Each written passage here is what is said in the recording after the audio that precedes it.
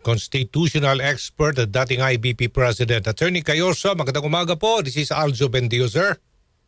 Good morning, Aljo. Magandang umaga sa ating mga kababayan. Ano pong basa ninyo dito sa panawagan ni dating Ilocos Sur Governor Chavit Singson na one-time, big-time rally para ma-remove bilang presidente si Pangulong Ferdinand R. Marcos Jr. na kinukonsidera daw ng Malacanang na inciting to sedition? Yun ang opinion ng Undersecretary ng PCO, yung spokesperson ng Malacanang, pero pinapaubaya niya sa DOJ daw kung yan ba talaga ay inciting to sedition. Apo. But so far, from what we have heard, kasi publicly naman yung sinasabi ni former Governor Chavit Singson, baka hindi mag-qualify as inciting to sedition.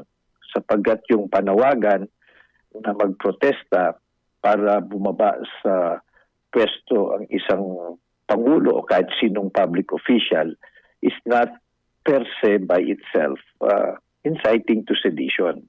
Kasi ang requirement ho ng sedition sa Revised Penal Code, Article 139, it must be to rise publicly and tumultuously.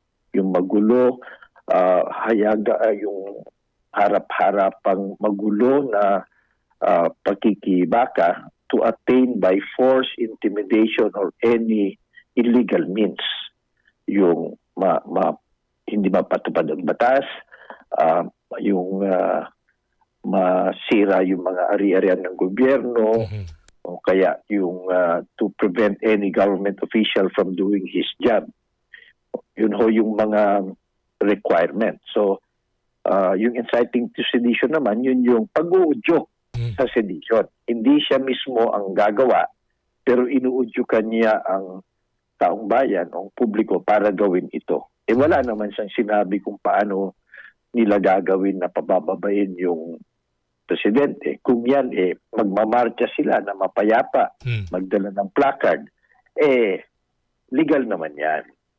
Yan naman ho ay parte ng freedom of expression. Yung bang ihayag mo ang iyong damdamin, yung oposisyon o yung kahilingan mo na bumaba na ang Pangulo o sino mang public official, yan ho naman ay protected speech yan, freedom of expression yan. So medyo mahirap na agad-agarang sabihin inciting to sedition lang.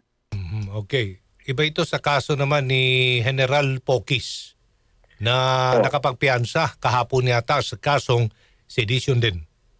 Yung iba naman yun. Kasi yun naman ang tinatawagan niya yung armed forces to withdraw support. So medyo malinis yung, kasi yung pag-withdraw ng support ng armed forces sa commander-in-chief, illegal yun. Meron nga tayong batas na kudeta So maaring doon yun may papasok. So ito kay Chavit Singson, wala naman pa siyang sinabi. Ang sinasabi lang niya, nanawagan ng taong bayan, magtipon-tapon tayo, punta tayo sa Malacanang, at pababain natin ng pwesto ang presidente. Hanggang doon lang. So wala naman siya pang nababanggit na force, intimidation, or any illegal means para pababain ang presidente.